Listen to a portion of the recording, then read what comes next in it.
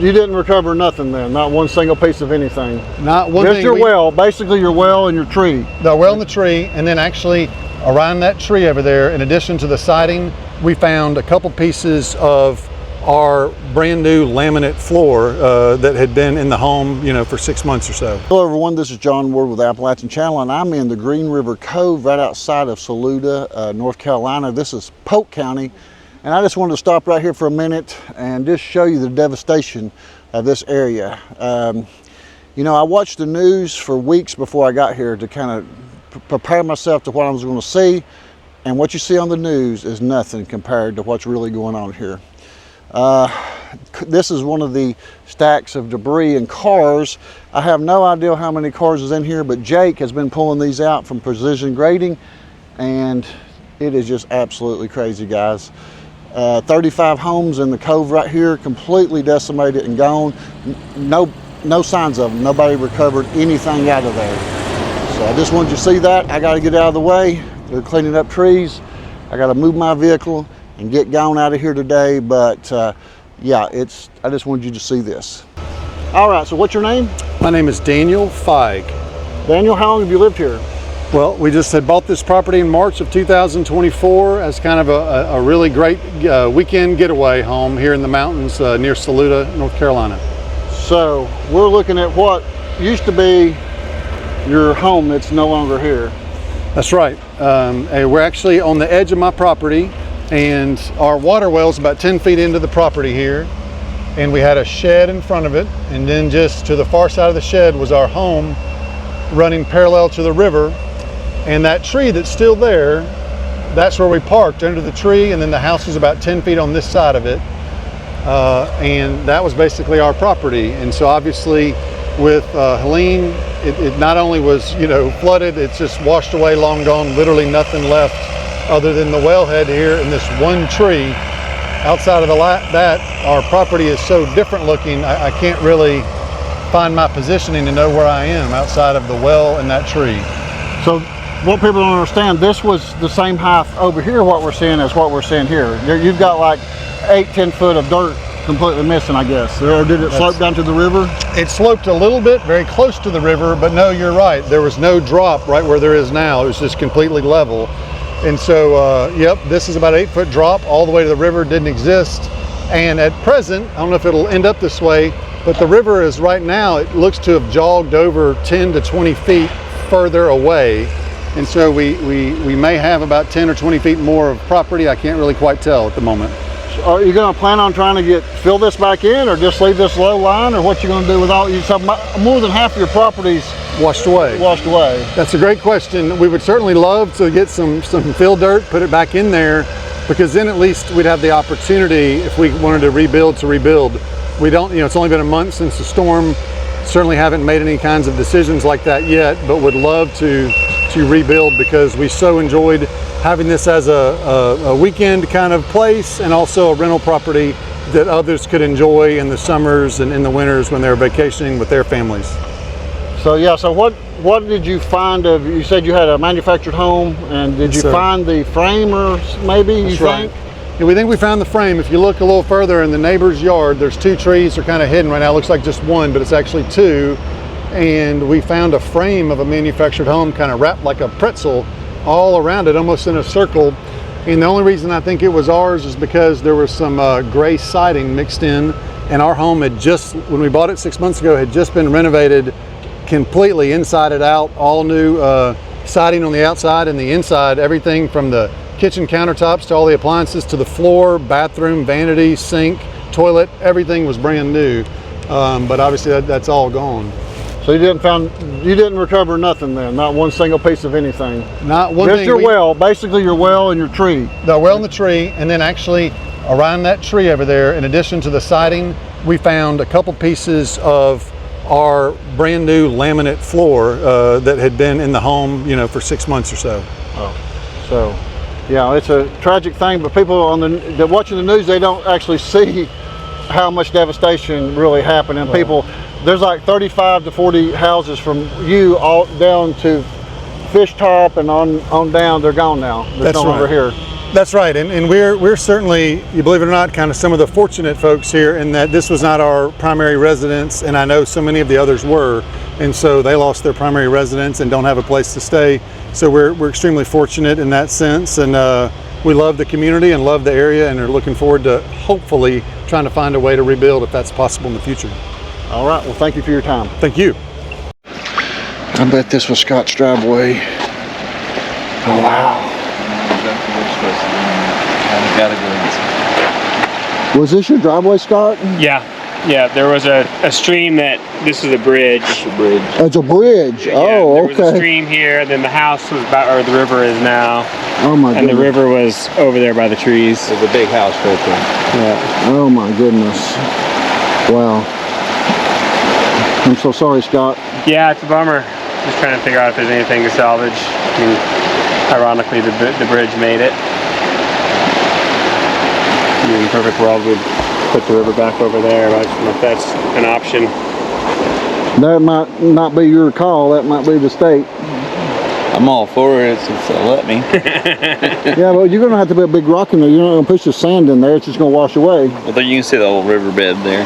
You can take that and bring it this way, you think? Yeah. All that rock and just start pushing it with your dozer back. Yeah. Take it back up. You think they'd let you do that? No, he can't do that without permission. He'll have to. I can call her and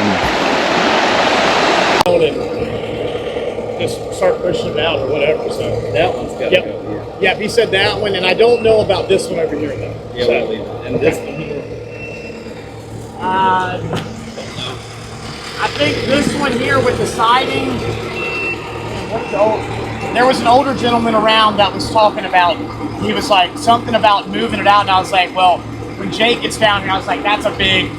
I was like, it'll take me 2 years with that little mini excavator. So Yeah, if y'all can, then one can wrestle that out of there once she drinks.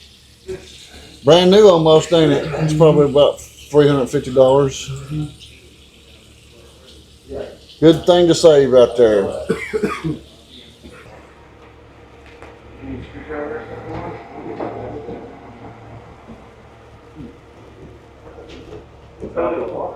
Probably floated with that much water in there. This was her only home. The girl that lived here, she just bought it too. Name's Allie. Water heater and that window AC unit doesn't look like it got in the water. Anything else that you can think of, I'll get it out. All right, well, we'll. yeah, you got a big piece of plastic. Oh.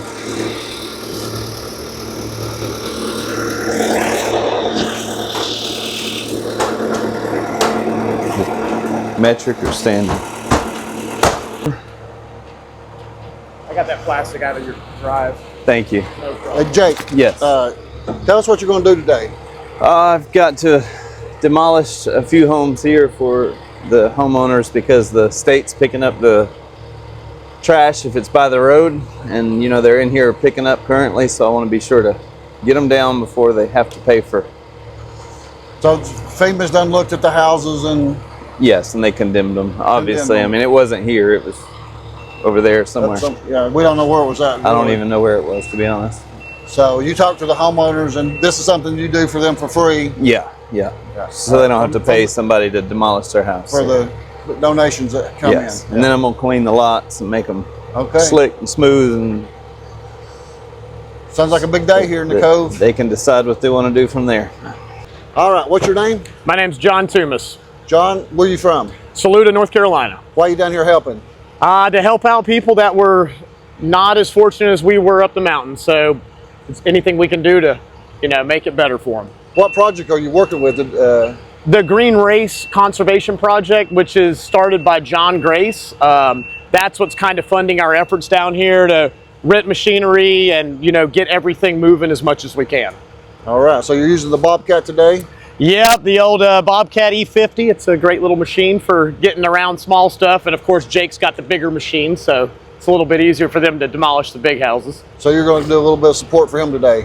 We are. I'll probably get into a little tighter areas where it's a little bit more difficult for them and try to help out any way we can. All right. Well, it's a pleasure working with you today. Thank you, guys.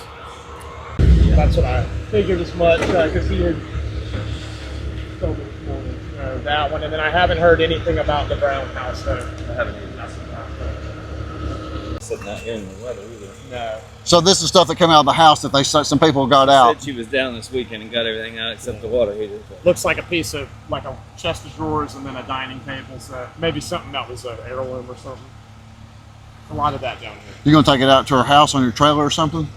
This was her only home, so I don't know where she's living, but Okay. we could figure it out and take it to her maybe. You're way too close.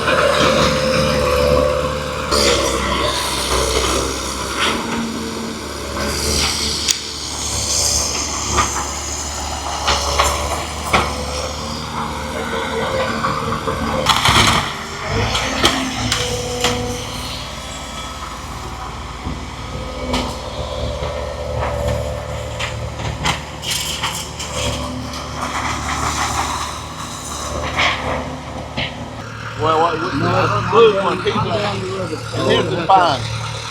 Mine's okay. Okay. The red house with the yellow trim on it. Can't believe it was all this. His great grandfather, and he would like to save it if possible. We'll take it apart with the track All right, base. if you see it, but I was just going to save those two because they were their grandparents. Oh, this is an old-timey cane chair. Golly, you made it, baby. Yeah. That's neat. You made it.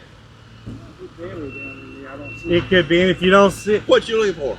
it's a pitchfork. It was his great granddad's. with the handle on it. It's a metal handle on it. When we get over here, Yeah. we'll check it. We'll see what it does. Yeah. Oh, he got the building. I don't know. Well, it's still pretty good. Yeah. Did you look in there? It's still No. pretty. I mean, He definitely needs this to put stuff in. yeah, yeah. And so it belongs to the guy with this trailer, this building here. What about it? This Yes. it yes. goes with this. This Okay. was in the backyard over one house setting. So over. all of this moved in Yeah. for quite a Yeah. ways. Okay. Oh, I this didn't realize that. I thought this was stable and And this that- came in. No, and that other house that's on Larry and Maryland's came from. It was in the front yard here, in front of this. The little building. one he we just- put down. The house he just tore down. Yeah. So it moved what 100 feet maybe.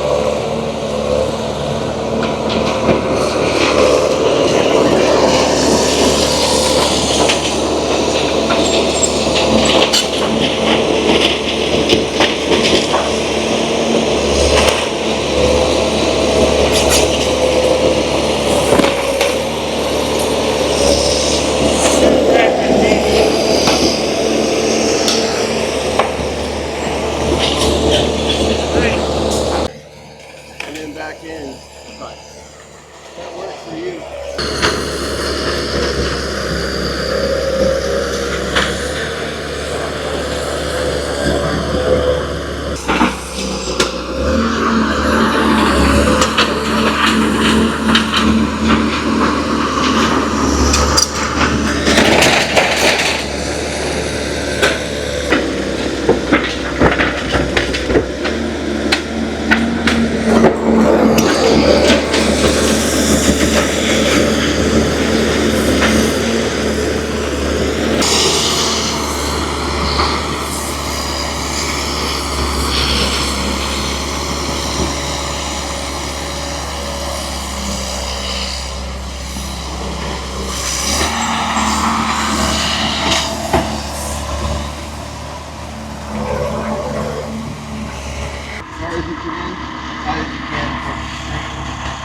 Where's your other file at? No, I just feel like that.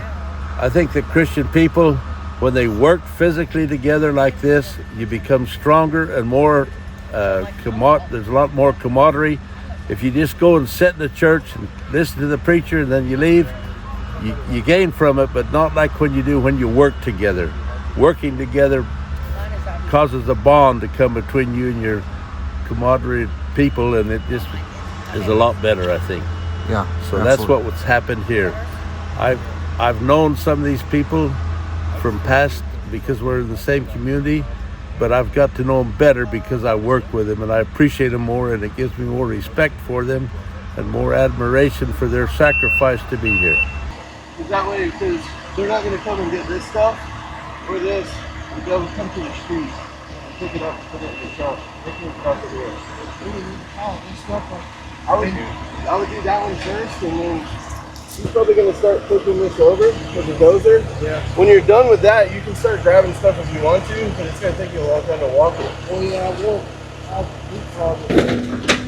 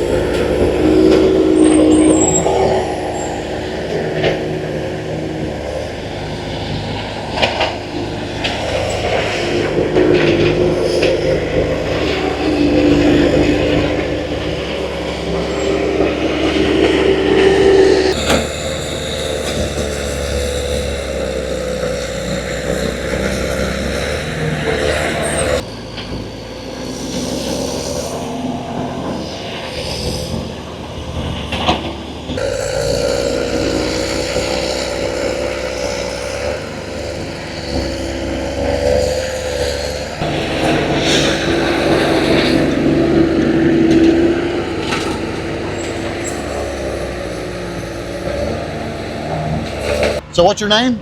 I'm Eric DeGille. Yeah, and where you from? And I'm from France. And what are you doing today? I'm helping the community to rebuild the cove. So, yeah, you know, I'm coming like every year for kayaking competition, the Green Race. That's probably my 15 trips here, always for 2 weeks, especially for that. But I didn't cancel my trip, my flight, to be here and give a hand to make something better. Yeah. So what did you think when you first saw the cove when you come in? It's just unreal, unreal. The first day we hiked down the Narrows to see the riverbed, and it's completely different now. For me it was like after Nepalese flood, you know, something, unreal. So much power. And but in the same time, you know, I see around us so much positive things by humans. Yes. You know, in this moment on Earth, we need something like that. Yes. That's just brilliant, yeah. Yes.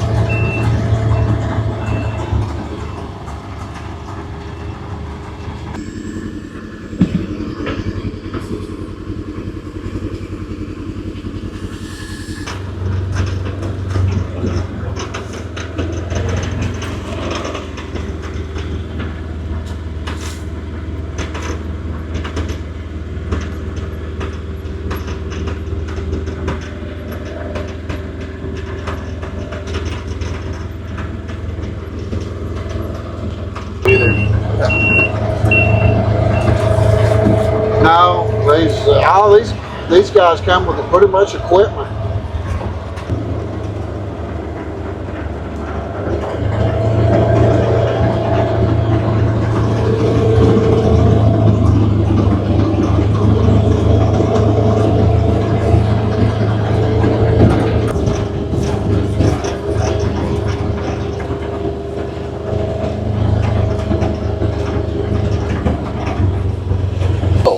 And got lost and texted her husband that she loved her and wasn't going to make it, and he was in Louisiana and didn't know that she was alive for 12 hours when he was driving back. We picked them up the very first day after the storm because they were up at the top and they were trying to hike back down the switchbacks to come get their cats because she had to leave the cats. Did the cats make it? Yeah.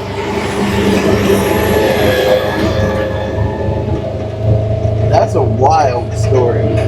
Yeah, I need to, if she's there when we come back by, I'll stop, make contact with her.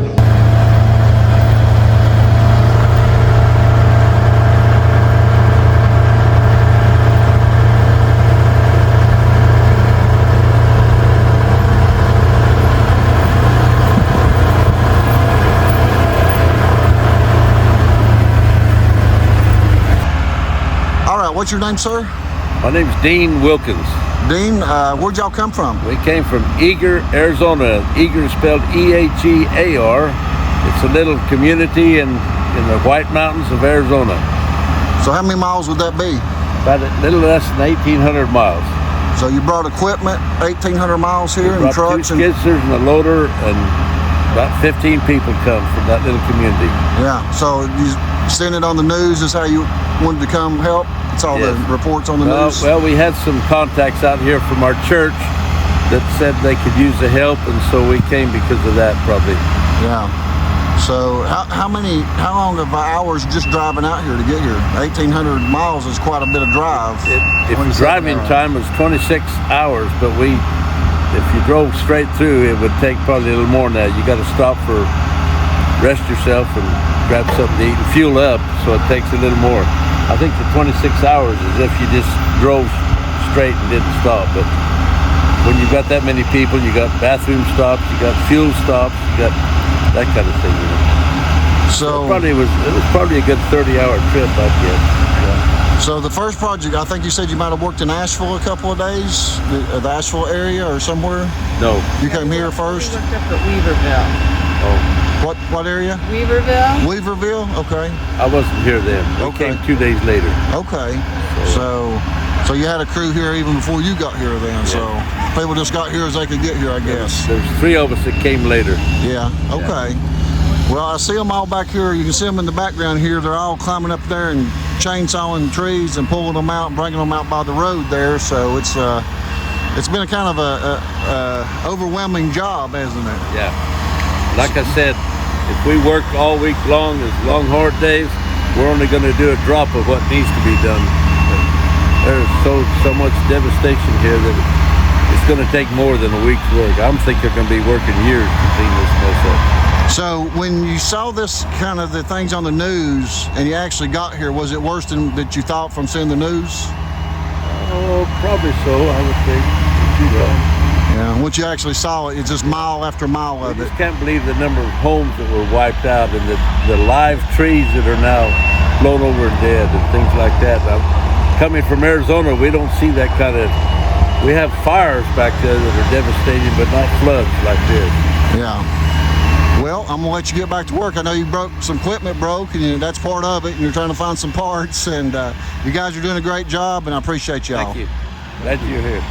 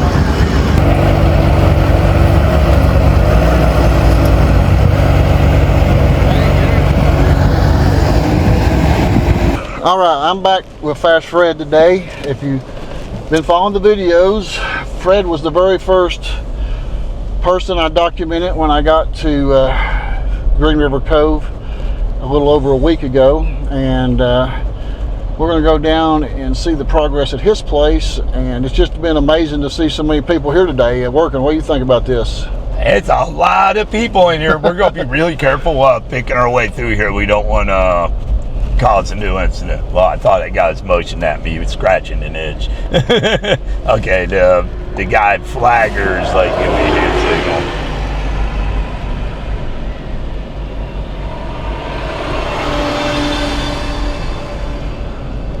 signal. So this weekend there's actually going to be an event here in the Cove again that they have yearly. Tell us a little bit about that.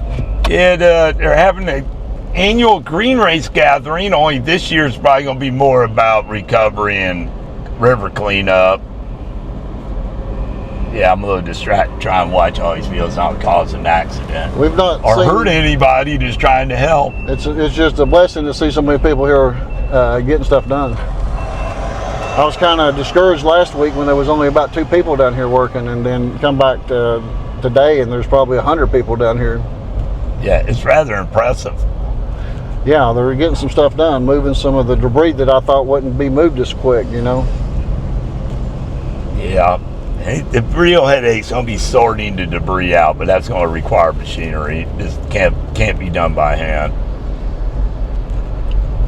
So you're talking about the little pieces of metal and wiring and all that? Yeah, they got to separate the wood from the other debris so they can grind it up into mulch to get rid of it, but they can't drop. Like if there's telephone pole, they can throw that in, but if it has wire attached, they can't. And you know, all the debris pieces of houses that come from up here, they're spread all through the cove or mixed up into trees, which makes it a little tricky also. So basically, they're just wanting natural material, nothing that was man-made, because anything man-made is going to have nails in it or not going to mulch up. I think they're mostly concerned about pieces of wire and things and gum up the machinery. Okay. That's just from a few of them talking to me yesterday. I'm not entirely certain. They had a lot of folks thinking they're going to have to sort their piles, and I pointed out to the rest of my neighbors that we don't have excavators. We certainly can't resort it. Like my neighbor's, her car's like 40 feet up in the air on top of a pile of debris that's a mixture of her home and trees and all kinds of stuff. That's you know, the nice folks that volunteered and helped remove her stuff, no one had told them either. And quite frankly, a lot of the tree debris that this stuff's been thrown up on top of the river deposit was already mixed with the 35 homes above the bridge that got washed down. So, you know, you can look down there and see it's an unholy mess. Or there's a lot of metal mixed in from the houses that were lost upstream. Or to me, when I look at all this, I see a lot of broken dreams. Yes, dreams washed away. There was a lot of people that was full time here. This wasn't just their vacation home. Just like you was full time pretty much. And yeah, there were some people. There's some vacation homes that's still their dreams were. Like all this stuff, people didn't stack that. The river did that. So there's all kinds of stuff mixed into that. There's septic tanks. There's all kinds of things that have moved around. Even the concrete septic tanks have moved a significant distance from where they began. Okay, we can go over this bridge. You gotta watch that bobcat. Try to stay out of their way so they can get some work done.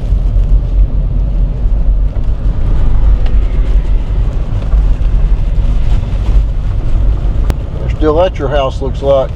Yeah, they're in the vicinity still. They're still going through it. Like my house is mostly the pile of the debris of the house mixed with a lot of sand. The house had sand dunes inside of it. In addition to having moved 60 feet or more, it is full of sand. So this is where they're going to be. This will be the first actual time it's open back up to the public to come down here, right? To this weekend. Yeah, it's mostly going to be boaters. Some of the projects that they're planning to work on, they're going to require Class 5 kayaking skills and certainly some swiftwater rescue skills. It's not for the meek of heart or for amateurs or average boaters. It's for extreme boating only. So they're going to be up in these high water rapids trying to get stuff out, or where they're going to work? That I'm not sure, but John and his minions over there, they know. They have a plan. I haven't asked them all the details. I was trying to stay out of the way. But we could go over there and see what they're doing. I see Roy, aka Jerry Garcia, over there. So the main thing you can see is probably over this way, I think. Okay. So this is mostly house debris mixed with all the sand. The house is full of sand dunes. We picked through a lot of that trying to find a few particular things, but it become hopeless, really. And a lot of this was more wood debris, which they have removed. There's a big heap all the way up against that mailbox and tree. So it made a difference. There's still a lot to be done. A lot of this is mixed material now. There's a lot of metal and other things in there. So I see you got doors on here now. Yes, doors. The roof's on. It's not 100% finished. It does have other stuff, but I guess it'll have to do for now. So this is the building that the guys from Virginia came down that we filmed on the first video. They did most of the work, and then some more local fellers come and did some work too, and got the doors hung and finished putting the metal down on the roof, and it's a work in progress. So I know I saw on your Facebook you was looking for tie downs. Is this what you was looking for? Yeah, those will have to do for now. They're better than nothing. If it's an epic flood, it isn't going to matter anyway. So you're just going to try to keep it from floating away? Yeah, here's a piece of foam a buddy dropped off. I'm going to try to carve another piece of foam out for a play boat, so I'm putting that boat back together. That's where we're going to help on Saturday. We're going to let some people do some like on the river cleanup stuff. So get some groups, maybe take a little raft down the section just to kind of clean up the trash. You know, like the wood, they got, I think the Army Corps of Engineers is coming in to help with the big wood. They're going to mulch a lot of this big flood stuff going on. But we're going to go for the green race. There's no race this year, but we're just doing a big help, you know, make sure the community's doing well, get people back in here. And you know, they're like, it's a little early for a party. I'm like, yeah, but this party's been happening 29 years on the first Saturday in November. So everybody's kind of like, the community, the hikers, the paddlers, they're kind of used to it, you know. And everybody kept reaching out to John and Chelsea and myself. We're like, what are we doing? What are we doing? And we're like, we can have, you know, a get together. And basically it's, you know, let everybody kind of tell their stories, let the healing begin, you know, because it was, dude, just, yeah, I mean, everybody saw a lot of that stuff online and stuff, and it was sad. I mean, we're standing in the water line right now, like where we're at. We were still in the river. This river, you couldn't stand right here during the peak of flood. You would have been in a very dangerous situation, which is kind of crazy to believe. And the river's over there across the road. Road's gone now, you know. It's been dug out. All this was nice, pretty grass, you know. It's under 4 feet of silt and mud, you know. So we're gonna have and it was nice, our sponsors that sponsor the green race every year, they're like, we're not leaving y'all behind. We're not going anywhere. We know there's not a race, but we also know that what the green race stands for, and you know, and we'll be here, you know. So they're gonna come and we're gonna raffle off tons of art items and gear and stuff, and a lot of those proceeds go to helping out the river here. We got a non-profit, the Green River Coalition. So usually how many people would come in years past, like last year, how many attendees did you have? Last year at this festival we had over 1,000. Wow. And usually hiking in we have upwards to 1,000. Last year we had, I think, almost 200 racers, you know, and they come, and I mean, they come every year. They come from around the world, don't they? Where do they come from? France, England. We get a lot from Europe, you know. Yeah. And they'll come in, and because they know it's, you know, that's the nice thing about the Green River is it's dam controlled. So there's a release, you can find out the release, and John was lucky enough, the main organizer of the green race, he was able to tell, you know, to get us a secured release that's safe for the racers, you know, and same for the tubers. You know, the tubers in the summer, they get that natural release. It's not just waiting on it to rain and the river to run, you know.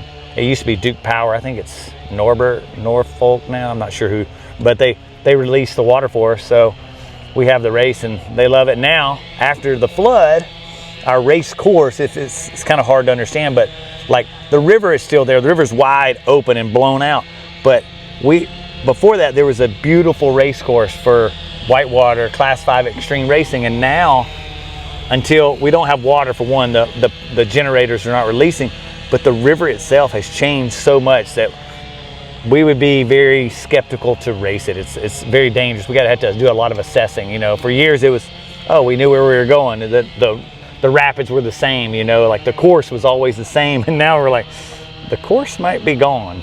The rocks, huge boulders moved. What a lot of people huge boulders, house-sized boulders. You're like, how did that happen? But I mean, with so much water and so much silt, with this silt, and I think, you know, the log jams would build up and it just turned into basically like a mudslide for a moment, you know, and then the flood would push it down after that. And so like that mud can just grab up big rocks and move it. It's, I mean, natural disaster for sure.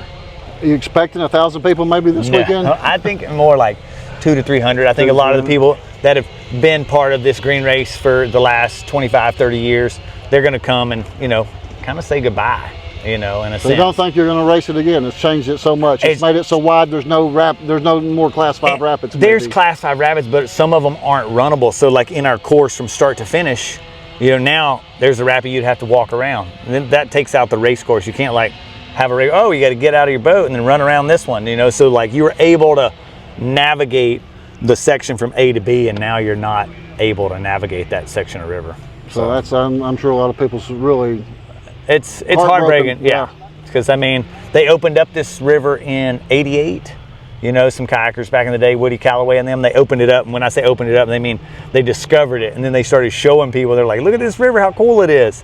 You know, so it's from '88 till now. We were telling everybody we got the best 35 years of that river. You know, because it's going to take a lot of time for it to smooth out, fill back in with the silt, because the rocks are still pretty unstable out there. You know, they've been in a big flood rolling, so they're not sitting nice and steady. They're like maybe teetering a little bit. So another flood, smaller floods, will kind of help everything settle in there over the next 5-10 years. Well, I see there's going to be a big campfire, I guess. That's what you're doing here. Yeah. So I'm gonna let you get back to your work. Good All right. talking to you. Thank Thanks you. for the interview.